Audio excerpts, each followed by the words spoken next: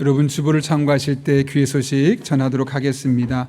말씀과 함께 선로역전 계속 진행 중에 있습니다. 특별히 금요일부터는 시편, 이제 시가서가 시작되게 되는데요. 지난주에 말씀드렸던 그 교재를 사용하는 방법에 대한 영상은 죄송합니다. 지난주에 못 올려서 이번 주에 저희가 완성해서 올리도록 하겠습니다.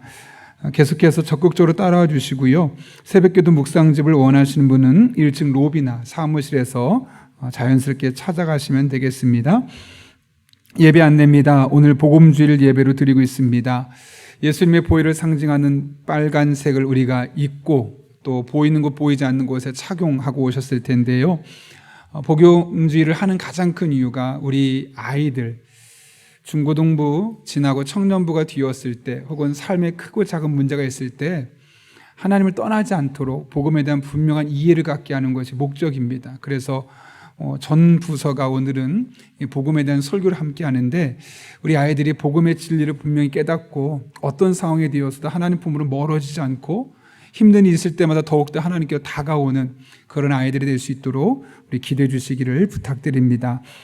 성경 세미나가 오늘 오후 찬양 예배 있습니다. 원래는 성경 세미나가 아니라 내적 치유 세미나였는데 오시기로 했던 강사분께서 갑자기 주중에 몸이 아프셔서 못 오시게 되어서 갑작스럽지만 여러분이 그동안 경험하지 못했던 부분을 강의하면 어떨까 해서 제가 신구약 중간 시대 구약 성경과 신약 성경 이 사이에는 약 400년간의 중간기에 어떤 일들이 있었는지를 오늘 간단하게 요약하고 그 다음번에 해서 두 번에 걸쳐서 내용을 강의를 하려고 합니다. 혹시 궁금하신 분들은 현장에 오시고 가능하면 오시면 좋겠고요. 정 어려운 분들은 일단 유튜브로도 함께 실시간으로 상영하도록 하겠습니다. 월세금 안내입니다. 우리 매월 첫날은 새벽기도 하면서 금식하고 우리의 기도 제목을 내어놓죠.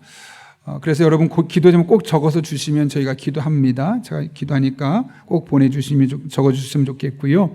한 끼 금식해서 5,000원 정도 되죠. 감성금을 내시게 되면 저희가 모아서 6개월 단위로 또 경우에 따라서 3, 4개월 단위로 지역에 있는 어려운 교회들을 전량 섬기도록 하고 그것은 여러분에게 항상 이 주보를 통해서 보고하도록 하겠습니다. 지난 1년 동안 수고해 주신 여러분에게 다시 한번 진심으로 감사를 드립니다. 아울러 그날은 주보에는 없지만 지방선거하는 날입니다. 그리스도인들은 적극적으로 투표해야 합니다.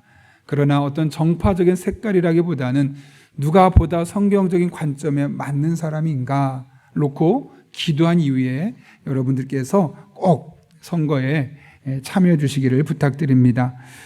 세례 입기예식과 성찬식이 다음 주에 있습니다. 사회봉사위원회 헌신예배 또한 다음 주에 있습니다. 새벽기도 묵상지 여러분 잘 찾아가 주시고요. 당회가 다음 주에 있고요. 감사일이 있습니다. 이금정 원사님 여러분들께서 새벽에 기도해 주시고 함께 또 중보기도 팀에서 기도해 주셔서 암이신데 또 항암 치료 안 해도 될 만큼 상황이 좋게 호전되었다고 합니다. 그래서 여러분들께 너무나 감사하다고 오늘 떡을 나누신다고 하는데요. 나가실 때 한 분당 하나씩입니다. 가정당 하나가 아니라 한 사람당 하나씩이니까 가져가시며 또 계속해서 기도해 주시기를 부탁드립니다. 최재원 청년 사회복무요원 소집 해제 감사로 사랑의 성미 드렸습니다. 전량 어려운 이웃들을 섬기는 데 사용하도록 하겠습니다. 더 자산 광고는 주부를 참고해 주시고요. 우리 함께 지난 주일에 구역 사랑대회가 있었죠. 그 영상을 잠깐 보려고 하는데요. 그때 다 하지 못했습니다. 어떤 분들은 이번 주에 하는 분도 있으시더라고요. 주중에. 그렇지만 일단 지난 주일에 하셨던 분들 각각의 사정은 있지만 한번 영상으로 짧게 보고 함께 기도하고 말씀 나누도록 하겠습니다.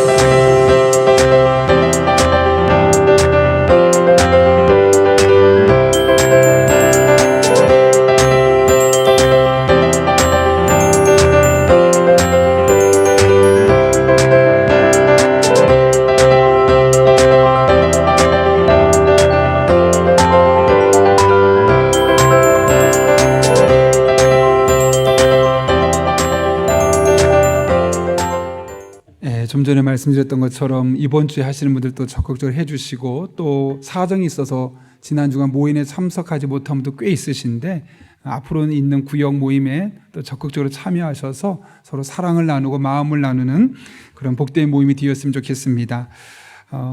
함께 기도하고 오늘 하나님 말씀 나누겠습니다.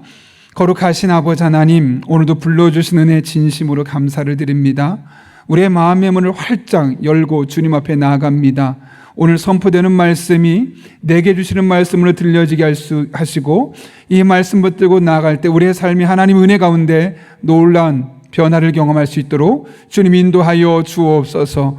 성령 하나님 함께할 줄로 믿사오며 예수님의 이름으로 기도하옵나이다. 아멘. 우리 한번 앞뒤 좌우에 있는 분에게 이렇게 인사하고 축복합니다. 우리는 하나님의 자녀입니다. 이렇게 인사하겠습니다.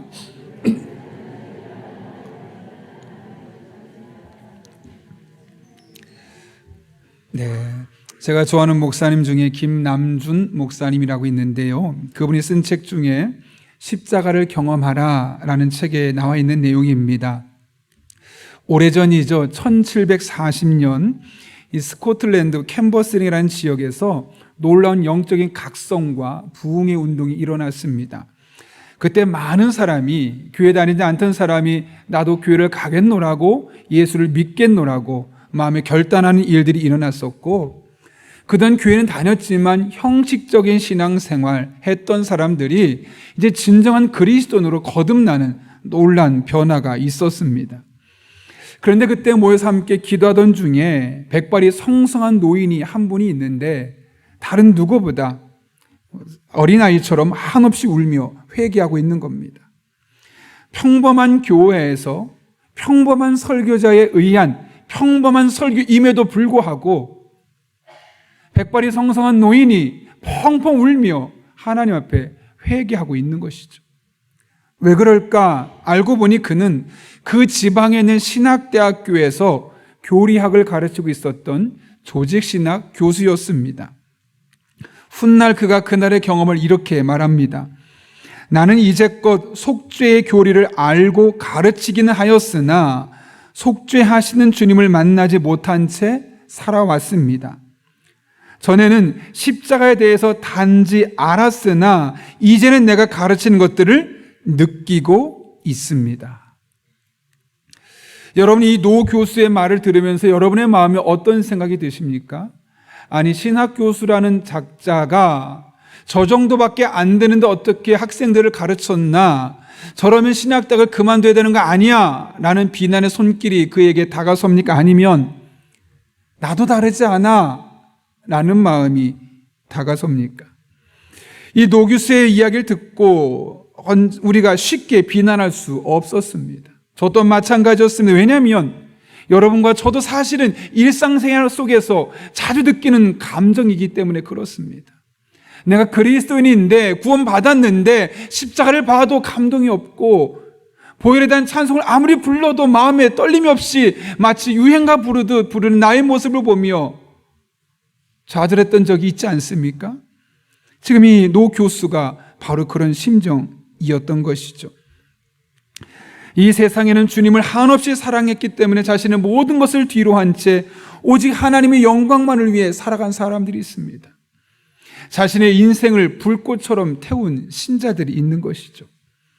이렇게 하나님을 위해 헌신했던 사람들의 공통점이 있는데, 그들은 모두가 십자가를 머리로만 한 것이 아니라 그들의 삶을 통해 가슴으로 깊이 경험한 사람들이었다는 겁니다. 교회 역사를 보면 보다 선명하게 알 수 있습니다. 잠들었던 교회가 영적으로 각성하고, 그래서 교회는 하나님의 사랑이 느껴지고 다시 교회가 변화를 경험하는 시점에 보게 되면 그 모든 교회는 공통적으로 예수 그리스도의 십자가에 목말라 있었고, 보혈의 찬송을 부르면서 울라고 하지 말았는데, 그만 울라고 말하는데 저절로 눈물 나는 시간들을 보내게 되었던 겁니다. 이 모든 변화의 이면에 항상 십자가에 대한 새로운 깨달음이 그들의 마음에 있었던 것이죠. 오늘날 한국교회에 대한 갱신의 목소리가 너무나 큽니다. 이대로는 안 된다는 것이죠. 바뀌어야 된다는 것이죠. 근데 여러분, 어떻게 한국교회가 새로워지고 그 교회를 구성하는 목회자와 성도들이 새로워질 수 있겠습니까? 어떻게 교회가 개혁의 대상이 아니라 선망의 대상, 나도 가보고 싶다, 저곳에 가면 뭔가 다른 것이 있다 라는 선망의 대상이 될 수 있겠습니까? 그 대안은 십자가 정신의 회복입니다.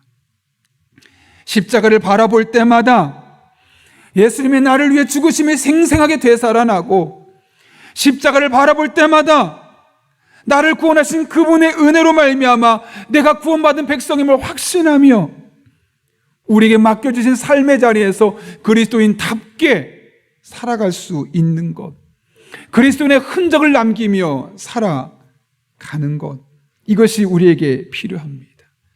그럴 때 한국 교회는, 그리고 한국 교회를 구성하는 목회자와 성도들에게는 이렇게 새롭게 하신 하나님의 은혜가 놀라게 경험되게 될 것입니다. 이런 은혜가 저의 삶에, 여러분의 삶의 현장에 날마다 경험될 수 있기를 예수님의 이름으로 축원합니다. 오늘 본문의 말씀은 미쁘다 이 말이여 라는 선언으로 시작합니다. 15절 말씀이죠. 미쁘다 모든 사람이 받을 만한 이 말이여. 여기서 미쁘다라는 말은 헬라어로 피스토스라는 단어인데요, 믿을만하다, 신뢰하다라는 말입니다. 이게 무슨 말이겠습니까? 앞으로 사도 바울이 해야 할 말들은 다 믿을만하고 논란의 여지가 없는 진실이다 라고 말하면서 자신이 해야 할 말에 권위를 부여하고 있는 것이죠. 무엇보다 앞으로 자신이 할 말에 대해서 뭐라고 말합니까? 모든 사람이 받을 만한 말이다. 어느 특정한 사람에게만 필요한 말씀이 아니라 모든 사람에게 필요한, 그래서 모든 사람이 들어야만 하는 그런 말씀임을 이야기하고 있는 것이죠. 여러분, 그 말씀이 어떤 말씀입니까? 첫 번째로는 예수님께서 이 세상에 구원자로 오셨다는 겁니다. 사도 바울은 하나님의 아들 예수님께서 이 땅에 오셨다고 말합니다. 그런데 그 이유를 무엇 때문이라고 말합니까? 왕궁에만 갇혀있던 왕자들이 세상 구경하고 싶어서 잠깐 나들이 하듯 하나님의 아들 예수님께서 하늘나라에서 이 땅으로 오셨다고 말씀하지 않습니다. 오히려 15절은 그 이유를 이렇게 분명하게 밝히죠. 미쁘다 모든 사람이 받을 만한 이 말이요, 그리스도 예수께서 죄인을 구원하시려고 세상에 임하셨다 하였도다. 뭐라고요? 예수께서 죄인을 구원하시려고 세상에 오셨다라고 바울은 분명히 선언하고 있습니다. 그러면서 한 가지를 덧붙이죠. 죄인 중에 내가 괴순이라. 우리 성경에는 괴수라고 되어 있는데 원문 성경에 보게 되면 헬라어로는 프로토스라는 단어로 첫 번째다, 최고다 라는 의미를 갖고 있습니다. 이게 무슨 말이겠습니까? 많은 죄인들이 있지만 내가 가장 큰 죄인입니다. 내가 가장 심각한 죄인입니다. 이런 믿음의 고백이죠. 여러분, 사실 사람들은 자신의 죄가 알려지기를 원하지 않습니다. 오히려 그것을 적극적으로 감추려고 합니다. 오죽하면 우리나라가 경찰을 두고 검찰을 두어서 그 숨겨진 죄를 드러내는 일까지 해야만 하겠습니까? 그런데 오늘 본문을 보게 되면 사도 바울은 누구나 죄를 감추고 싶은데 오히려 그것을 들춰내고 있습니다. 아니, 들춰내는 정도가 아니라 나야말로 가장 큰 죄인이다라고 마치 자랑하듯 소문내고 있습니다. 바울이 어떻게 그런 말을 할 수 있었겠습니까? 마치 폭력배가 자신의 문신을 보여주듯 허세를 떠는 장면일까요? 그렇지 않죠. 자신이 이렇게 고백할 수 있었던 것은 자신의 죄를 십자가 아래서 보았기 때문에 그렇습니다. 예수 그리스도의 구원의 관점에서 자신의 죄를 바라보았기 때문에 그 죄는 감추는 것이 아니라 오히려 드러내는 죄로, 자랑할 수 있는 죄로 바뀌어졌음을 보게 되는 것이죠. 사실 죄 그 자체는 우리를 주눅들게 만들고 우리 마음속에 부끄러움이 들게 만듭니다. 그러나 그 죄는 십자가 아래서는 성격이 달라집니다. 그 죄의 문제가 오히려 감사의 제목으로 바뀌어지게 되는 것이죠. 그래서 성경에도 그런 말이 있지 않습니까? 죄가 더한 곳에 은혜가 더 크다. 따라서 바울이 내가 죄인 중에 괴수라고 했던 고백은 다른 말로 하면 내가 이 세상에서 가장 큰 은혜를 입은 사람입니다. 내가 가장 큰 죄인이었는데 이런 가장 큰 죄까지 나를 용서해 주셨다면 나야말로 가장 큰 은혜를 경험한 사람입니다. 죄를 자랑하는 것이 아니라 사실은 본인이 경험했던 하나님의 은혜를 우회적으로 표현하고 있는 것이죠. 사실 사도 바울이 누구보다 헌신적으로 살 수 있었던 가장 강력한 이유가 바로 여기에 있었던 겁니다. 내가 얼마나 큰 죄인인지를 깨닫고 이 큰 죄까지도 용서해 주신 하나님의 은혜를 깨달으며 그 하나님의 은혜를 생각하니 너무나 고맙고 감사해서 내가 이렇게 살 수는 없다. 이대로 살 수는 없다. 내 남은 한 평생 하나님을 위해 헌신해야겠다. 그렇게 결단할 수 있었던 것이죠. 우리가 잘 아는 한경직 목사님도 마찬가지 아니었겠습니까? 평생을 청빈한 삶을 사신 분으로 잘 알려져 있습니다. 근데 그분이 왜 그렇게 사셨을까? 본래 성품이 그런 것도 있지만 우리 교단이 1938년 신사 참배하던 당시에 한경직 목사님이 총회장이었습니다. 그 회의를 주관했고 그 회의에서 의결을 했던 분이셨죠. 얼마나 큰 죄였습니까? 그럼에도 하나님은 그분을 용서하셨고 여전히 사랑하셨습니다. 그때 한경직 목사님 경험했던 사랑과 오늘날 평범한 일상을 살아가는 우리가 경험한 하나님의 사랑의 크기가 같을 수가 없는 것 아니겠습니까? 그 은혜, 그 사랑이 너무나 커서 내가 남은 한 평생 나를 위해 사는 것이 아니라 하나님을 위해 살겠노라 결단하고 살 수 있었던 것이죠. 여러분, 예수님께서 왜 이 세상에 오셨습니까? 왜 십자가를 지셨습니까? 이 세상 누구도 어떤 방법으로도 그 죄의 문제를 해결할 수 없었기 때문이죠. 다른 말로 하면 오직 예수님만이 우리 죄를 해결할 수 있는 분이셨기 때문에 이 땅에 오신 겁니다. 그리고 그분이 십자가를 지신 것이죠. 그 십자가는 우리가 얼마나 대책 없는 죄인인지를 보여주는 겁니다. 동시에 그로 말미암은 은혜와 사랑이 얼마나 큰지를 우리에게 말씀해 주고 있는 겁니다. 그런 의미에서 오늘 사도 바울이 자신의 죄를 자랑하듯 말하는 것은 죄를 자랑하는 것이 아니라 자신에게 임한 하나님의 사랑과 은혜를, 그것이 얼마나 큰지를 사람들에게 말하고 있는 것이죠. 바라기는 여러분에게도 바울이 경험했던 이런 은혜가 날마다 경험될 수 있기를 바랍니다. 십자가를 바라볼 때마다, 여러분이 일상을 살아가면서 크고 작은 죄를 지을 때마다 그럼에도 불구하고 여러분을 사랑하시고 여러분을 내 십자가를 지시고 여전히 여러분을 용서해 주시는 그 하나님의 은혜를 기억하며 선포하며 자랑하며 살아가는 여러분 한 분 한 분 될 수 있기를 예수님의 이름으로 축원합니다. 그런가 하면 본문을 통해 알 수 있는 두 번째 메시지는 구원받은 우리는 다른 사람들의 구원을 위해 힘써야 한다는 겁니다. 오늘 16절 말씀은 바울이 어떤 과정을 통해 하나님의 자녀가 되었는지, 그리고 하나님께서 왜 바울을 구원하셨는지를 설명하고 있는 본문입니다. 뭐라고 말씀하고 있습니까? 한번 읽어볼까요, 여러분? 같이 읽습니다.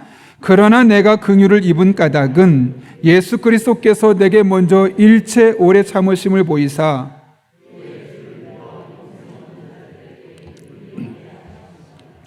아멘.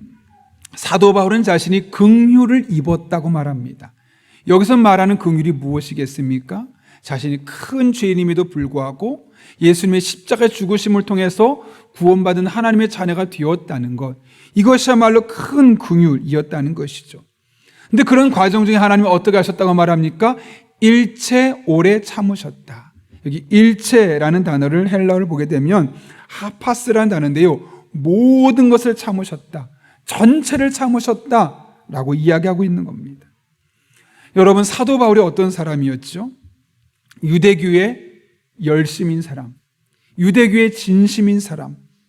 그래서 예수를 믿는다, 예수를 따른다라는 소문만 들리면 그 사람들 다 잡아다 관아에 고발하고 심지어 그들을 죽이기까지 하고 예수 믿는다고 하다 죽는 사람 보면 당연한 것이지 마땅한 것이라고 말할 정도로 양심에 꺼리낌이 없었던 사람이 바로 사도 바울이었습니다. 그런데 여러분, 그것이 제대로 된 삶이었습니까? 잘못된 삶이었죠. 자신의 어긋난 종교적인 신념으로 수많은 그리스도를 따르는 사람들, 예수님을 따르는 사람을 죽인 사람 아니겠습니까? 근데 하나님이 일체 사도 바울의 이 모든 모습까지도 다 참아주시고 그에게 긍휼을 베푸셔서 구원해 주셨다는 것이죠. 왜 이렇게까지 하셨다고 말합니까? 오늘 본문은 계속해서 말하죠. 16절 후반절입니다. 후에 주를 믿어 영생 얻는 자들에게 본이 되게 하려 하심이라. 이런 바울까지도 하나님께서 구원하신 이유는 본으로 삼아주시려고. 본이란 단어 휘포티포신, 보게 되면 신뢰, 번복이라고 되어 있고 영어로 보면 example이라고 그러죠. 예시를 보인다, 그런 뜻으로 쓰이고 있습니다. 지금 이 사도 바울이 구원받은 것은 본이라는 거죠. 누군가에게 예시로 보여주기 위한 것이라는 거죠. 누구에게요? 후에 나중에 예수를 믿어 영생 얻을 자들에게 본을 보여주려고. 저런 사람도 구원받지 않았느냐? 저런 사람도 하나님이 구원하지 않느냐? 하물며 너는 어떻겠느냐? 이런 본을 보여주시기 위해서 하나님께서 사도 바울을 구원해 주셨다는 거죠. 다시 말하면 바울이 구원받은 목적은 누굴 위한 것입니까? 다른 사람들, 아직 예수님을 알지 못하는 사람들이 바울의 모습을 보고 용기를 얻고 그들 또한 하나님의 자녀가 되는데 가장 중요한 목적이 있었다는 겁니다. 하나님의 관심은 지속적으로 많은 사람들이 자신의 죄를 용서해 주시는 예수님을 구원자로 믿고 하나님의 자녀가 되는 것입니다. 아마 여러분 들어보셨을 겁니다. 하나님은 이 세상에 구원할 사람이 나밖에 없어도 십자가를 지셨을 것이다. 왜 그럴까요, 여러분? 물론 그 한 사람을 사랑하기 때문이지만 하나님께 가장 중요한 것은 한 영혼의 구원이 있기 때문이에요. 한 영혼만 구원받는다 할지라도 십자가를 지실 만큼 영혼의 구원에 대한 관심이 지극히 크신 분임을 성경은 우리에게 말씀하고 있습니다. 그래서 예수님은 이 세상을 떠나실 때 이런 말씀을 남기셨죠. 마태복음 28장 말씀입니다. 예수께서 나와 말씀하여 이르시되 하늘과 땅의 모든 권세를 내게 주셨으니 그러므로 너희는 가서 모든 민족을 제자로 삼아 아버지와 아들과 성령의 이름으로 세례를 베풀고 내가 너에게 분반 모든 것을 가르쳐 지키게 하라. 볼지어다 내가 세상 끝날까지 너희와 항상 함께 있으리라 하시니라. 사도행전 1장 8절에서는 이렇게 말합니다. 오직 성령이 너에게 임하시면 너희가 권능을 받고 예루살렘과 온 유대와 사마리아와 땅끝까지 이르러 내 증인이 되리라 하시니라. 끝까지 복음을 전하라. 끝까지 예수 그리스도의 십자가의 능력을 전해라. 끝까지 사도 바울 같은 사람도 구원받았음을 전해라. 우리에게 말씀하고 있는 것이죠. 하나님께서 한 영혼의 구원을 얼마나 소중하게 생각하고 있는지를 엿볼 수 있는 대목입니다.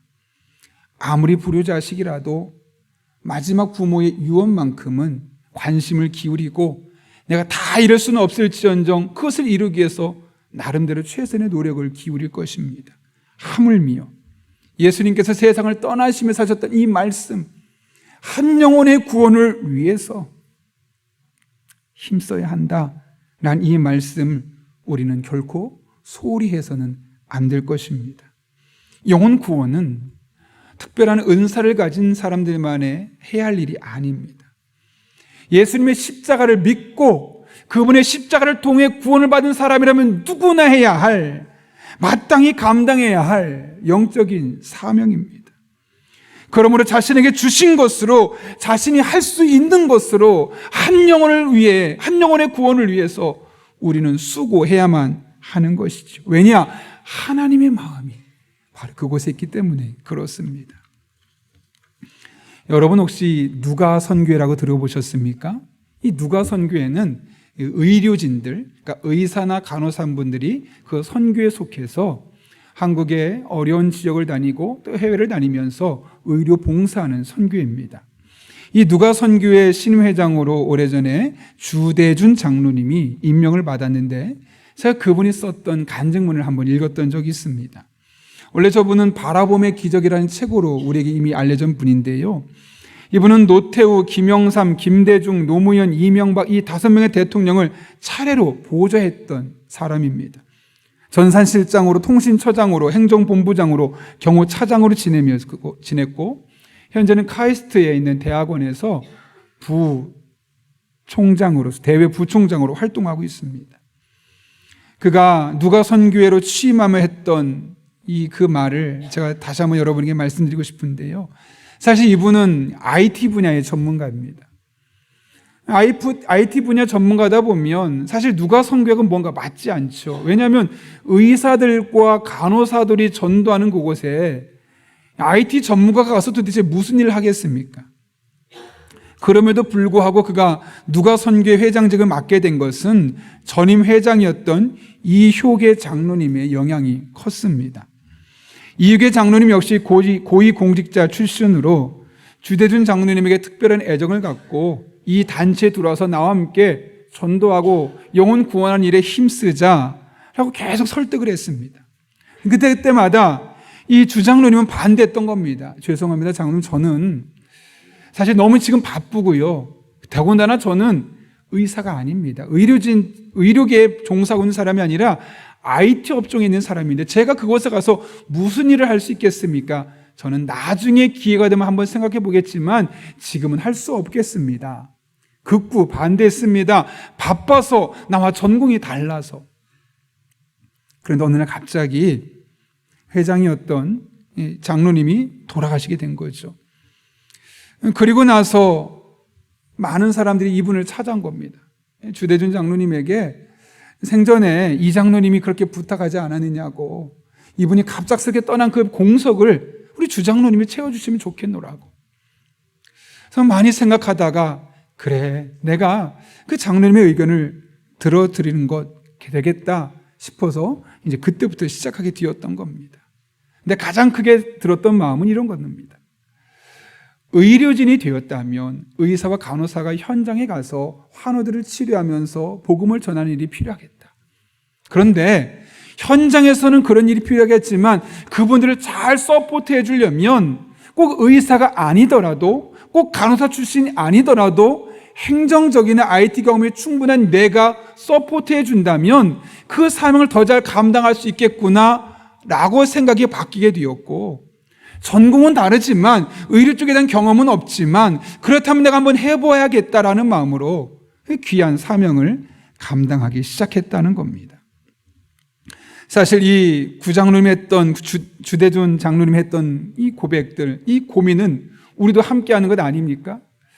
나 저쪽은 내가 잘 못하는데, 나 숫기 없는데, 나 사람들하고 말하는 걸 쉽게 하지 못하는데, 나 전도 현장 나가는 건 너무 어려운데.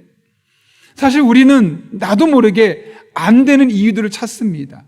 바빠서, 전공이 달라서, 스타일이 달라서, 나와 패턴이 다르기 때문에. 근데 생각만 바꿔보면 오히려 다르기 때문에 그들이 보지 못하는 걸 볼 수 있고, 다르기 때문에 그들이 할 수 없는 것을 내가 할 수 있는 것 아니겠습니까? 하나님이 이렇게 모든 사람을 통해서 한 영혼을 구원하길 원하시는 것이죠. 그렇다면 못하는 것, 안 되는 것, 할 수 없는 것, 나의 약점을 볼 것이 아니라 할 수 있는 것, 가능한 것, 나의 강점을 가지고 하나님의 나라를 위해서, 한 영혼의 구원을 위해서 무엇을 할 수 있는지를 우리가 찾아보아야 할 것입니다. 제가 전에 사역했던 교회에서 목회 기획을 담당했었는데요. 그때 그동안 교회에서 행해졌던 교회의 전도 방법을 획기적으로 바꾸려고 했습니다. 그전에는 교구별로 목표 인원을 적고 매주 몇 명씩 오면 숫자를 계수해서 이번 주 몇 명, 몇 교구. 그러니까 주보를 볼 때마다 교인들 마음에 어떤 마음이 들까요? 우리 교구 몇 등이야. 1등한 교구는 막 너무나 좋지만 꼴등하는 교구는 너무 좌절감을 끼는 겁니다. 내가 왜 이 교구 있어가지고 이렇게 괜히 맨날 꼴등하는 교구 있는가? 저희 교구가 그랬습니다. 목동 분들이라서 전도를 잘 안 하시더라고요. 어쨌든 그런 일이 있었거든요. 문제는 뭐냐면 다 끝나고 나면 가장 많이 1등한 교구에 상을 주고 가장 많이 전도한 분에게 상을 주고. 그러니까 전도가 정말 많이 됐습니다. 1년에 뭐 몇백 명이 막 교회 왔다 가는 일들이 있었습니다. 문제는 전도하는 목적이 무엇입니까? 한 영혼을 구원하기 위해서. 또 그 한 영혼을 구원하기 위해서 교회라는 것이 행복한 공간임을, 은혜 공간임을 보여줘야 되는데 교인들이 경쟁하는 겁니다. 우리 교구가 더 많이 전도해야 돼. 내가 더 많이 전도해야 돼. 다른 교구 많이 하면 오히려 시기심을 갖고 오히려 교회 분위기를 망가뜨리는 거죠. 제 마음에 이건 교회에 오히려 독이 되겠구나. 물론 외형적으로는 커지고 성장할 수 있겠지만 성도들의 마음의 영혼에는 오히려 독이 될 수 있겠구나라는 마음이 들어서 사실을 관계전도로 바꿨습니다. 숫자 몇 명 하는지 중요하지 않고 나와 가장 관계 깊은 사람, 내가 전도할 수 있는 사람을 작정해서 그 사람을 구원하자. 많은 사람 하지 않아도 상관없다. 1년에 한 명씩만이라도 해보자. 그리고 제가 많은 충격을 받았습니다. 왜 충격을 받았느냐? 주보에 이름이 나가고 교구 이름이 나갈 때는 막 전도 인원도 많아지고 뭐 수십 명씩 전도하던 분이 한 명도 전도하지 않는 겁니다. 너무나 큰 충격을 받을 수밖에 없었던 것이죠. 물론 이것이 극단적인 면일 수 있겠지만 전도의 목적이 오히려 변질되었음을 깨닫게 되었고, 제가 우리 교회 부임하고 나서 그렇게 몇 명을 작정했다 혹은 몇 명이 왔다, 누가 몇 명 했다 이렇게 말하지 않는 이유가 바로 여기 있는 겁니다. 자연스럽게 내 곁에 주신 사람들에게 내게 주신 능력과 지혜와 시간과 재능으로 복음을 전하는 것, 그것이 중요한 것이지 얼마나 많은 사람을 전도해서 교회가 얼마나 커졌느냐, 이것은 하등 중요한 것이 아니기 때문에 그렇습니다. 아니, 그렇게 본질적으로 전도하게 되면 교회는 원래 성장해야 되는 것이 정상이죠. 여러분, 하나님께서 여러분에게 원하시는 것이 무엇일까요? 여러분이 이 세상 삶을 끝나고 최후 심판대 앞에 서게 되었을 때 하나님께서 여러분에게 무엇을 물어보실까요? 너 평생 돈 얼마나 모아봤니? 너 얼마나 많은 재산을 축적해보고 나한테 왔니? 너의 스마트폰 전화번호부에는 얼마나 많은 인맥을 갖춰서 얼마나 많은 사람의 명단이 들어있니? 물어보실까요? 너 평생 살면서 기적 같은 것, 너 아니면 기록 같은 것, 얼마나 많은 새로운 기록들을 세우며 살아봤니? 하나님 그런 거 물어보실까요? 그렇지 않을 것 같습니다. 오히려 한 가지 물어보실 것 같습니다. 너 내가 준 지식으로, 내가 준 지혜로, 내가 준 재능으로, 내가 너에게 준 건강과 시간과 물질로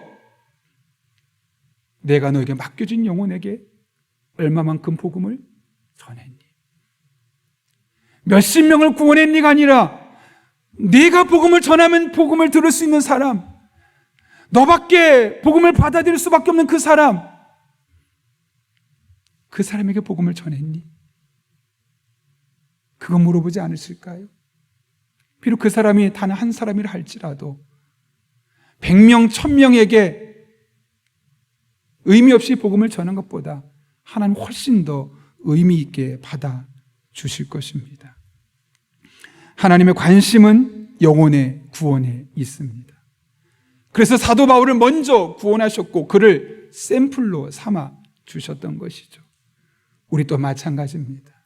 하나님께서 여러분을 왜 구원하셨을까요? 왜 여러분을 왜 십자가에 못 박혀 죽으셨습니까? 믿지 않는 자들에게, 아니 나중에 믿을 자들에게 샘플이 되어주시기. 저 사람이 구원받았구나. 저런 사람도 구원받을 수 있구나. 저렇게 부족해도 연약해도 하나님은 사랑해 주시고 구원하시는구나. 그런 샘플로 우리를 삼아주시기 위해서 우리를 먼저 구원하신 겁니다. 그렇다면 우리 할 일은 너무나 자명하지요. 바로 후에 예수 믿을 사람, 바로 나를 통해 예수 믿을 그 사람이 누군지를 찾고 그들에게 복음을 전하는 것입니다. 바라기는 저와 여러분들이 하나님의 영혼에 대한 관심을, 여러분의 관심을 삼고 이 십자가의 은혜를 기억하며 복음을 전하며 살아가는 그런 여러분 한 분 한 분 될 수 있기를 예수님의 이름으로 축원합니다. 함께 기도하겠습니다. 오늘 말씀을 기억하며 우리가 두 가지 사실을 놓고 하나님 앞에 기도하면 좋겠습니다. 죄가 더한 곳에 은혜가 크다고 했습니다. 십자가를 바라볼 때마다 우리의 죄가 생각나야겠죠. 과거에 지었던 죄, 지금도 죄 짓고 있는 죄, 그런데 그 모든 것을 용서해 주신 하나님 앞에 큰 감사로, 큰 은혜로 날마다 감사하며 살아갈 수 있게 해달라고, 비록 돈 덜 벌어도, 비록 남들 누리는 것만큼 못 누려도, 아니 몸이 아파서 교회 겨우겨우 나와도 그것만으로도 감사할 줄 아는 믿음의 사람들 될 수 있게 해달라고 기도합니다. 한 걸음 나아가서 나를 구원하신 목적이 있는데 내가 나중에 예수 믿을 사람들에게 모델이 되게 해주시고 샘플이 되게 하시고 예시가 되게 하여 주셔서 그들 또한 마음의 문을 열고 주님을 영접하는 놀라운 은혜가 있게 해달라고, 그런 사람들이 보이게 해주시고 생각나게 해주시고 우리가 복음을 전할 때 그들의 마음의 문이 열려지게 해달라고, 우리 이 시간 함께 주님 앞에 간절한 마음으로 함께 기도하겠습니다. 거룩하신 아버지 하나님, 오늘도 불러주신 은혜 감사합니다. 하나님 바라보며 찬양하며 의지하며 믿음으로 나아갑니다. 하나님, 우리의 죄된 모습을 바라볼 때마다, 늘 죄를 짓기를 반복하는 모습을 바라볼 때마다 이 모든 죄를 용서하신 하나님의 은혜가 얼마나 큰지를 깨닫게 됩니다. 그 은혜에 늘 감사하며 감격하며 살아가는 하나님의 사람들 되게 하여 주옵소서. 아침에 일어나서 감격하고 저녁에 자기 전에 감격하고 우리 일상의 십자가 안에서 해방된 우리의 죄로 말미암아 늘 감사하며 감격하는, 비록 덜 가졌어도 덜 누려도 덜 건강해도 나를 구원하신 하나님으로 말미암아 늘 감격할 수 있는 하나님의 사람들 되게 도와주시고, 나를 먼저 구원하신 목적을 분명히 깨닫고 다음에 후대 예수를 믿을 사람들에게 샘플로 예시로 나를 먼저 구원하셨는데 내가 그들에게 복음의 촉진자가 되어질 수 있도록 우리 성도 한 분 한 분을 붙잡아 주시고 인도하여 주옵소서. 그래, 우리 가정 속에 먼저 이런 변화가 일어나길 원합니다. 믿지 않는 남편과 아내가 달라지게 하시고, 믿지 않는 믿음이 연약한 우리 자녀들이 변화되게 도와주시고, 우리 부모님과 친척들이 달라지게 하시고, 우리 직장 동료들이 놀라운 변화를 우리를 통해 경험할 수 있도록 하나님 아버지 은총 더하여 주옵소서. 그런 은혜가 우리 성도들의 삶에 날마다 경험될 수 있길 원합니다. 하나님 아버지 은혜를 더하여 주옵소서. 거룩하신 아버지 하나님, 오래전 예수님의 십자가 사건을 통해서 그것이 우리의 구원을 위한 사건임을 다시 한번 깨닫게 하시고, 우리가 얼마나 큰 죄인이었는지를, 그러나 그 모든 죄, 과거에 지은 죄, 지금도 짓고 있는 죄, 앞으로 지을 죄가 모두 다 용서받았음을 깨닫게 하시고 하루하루 살아갈 수 있도록 인도하시는 은혜 진심으로 감사를 드립니다. 그것 하나만으로도 충분히 감격하고 감사하며 살아갈 수 있는 하나님의 사람들 되게 하여 주옵소서. 덜 건강해도 덜 누려도 하나님, 나를 구원하신 그 은혜, 그 죄의 용서하심의 은혜에 따라 늘 감격하며 살아가는 하나님의 사람들 되게 하여 주시고, 무엇보다 나를 구원하신 목적이 있는데 후대 믿을 사람들에게 샘플로 나를 먼저 구원하셨는데 내가 아직 예수 믿지 않는 이들에게 예수를 믿기 위한 좋은 도구가 되어지고 좋은 샘플이 되어질 수 있도록 우리 성도 한 분의 한 분의 삶을 붙들어 주시고 늘 선한 길로 인도하여 주옵소서. 예수님의 이름으로 기도하옵나이다. 아멘.